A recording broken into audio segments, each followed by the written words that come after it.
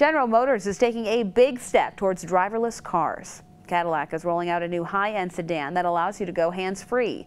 The manufacturer says it's a big upgrade for safety and driver assist, but as Tom Costello explains, it doesn't mean you can go to sleep. Welcome to the future of driving. At the GM test track near Detroit, a Cadillac CT6 speeds along at 70 miles per hour. But look closely, the driver is hands-free.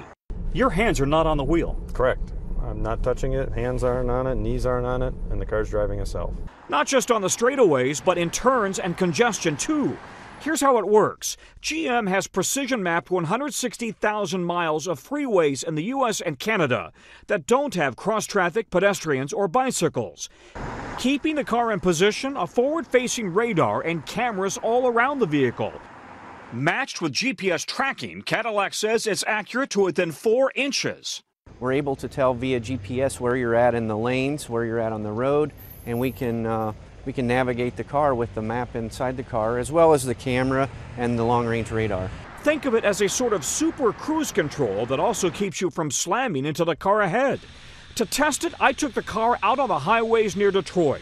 That's me right there in the white car. It takes a few minutes to get used to no hands. The green light on the steering wheel signals the car is driving itself. So I'm driving hands-free at this point, and as the car is going around a bend in the road, the car turns itself. I don't need to do a thing. I just got to maintain eye contact with the car ahead of me and the steering wheel in case I need to jump in. A tiny embedded camera watches the driver's face for signs of distraction. If she takes her eyes off the road for more than a few seconds, a red warning light flashes and the car soon begins to slow. The bottom line is this is not an excuse for you to be zoning out or sleeping or watching a movie. Absolutely. Yep.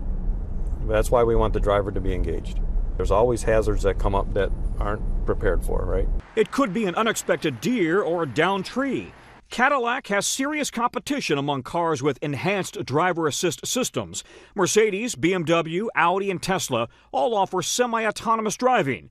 But a Tesla driver who was using autopilot was killed in Florida after slamming into a truck.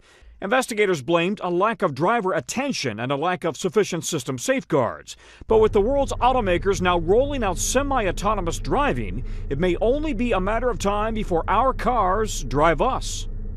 And that was Tom Costello reporting.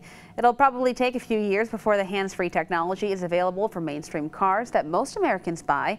But starting next year, GM has announced that it will supply thousands of self-driving electric cars to Lyft for test fleets.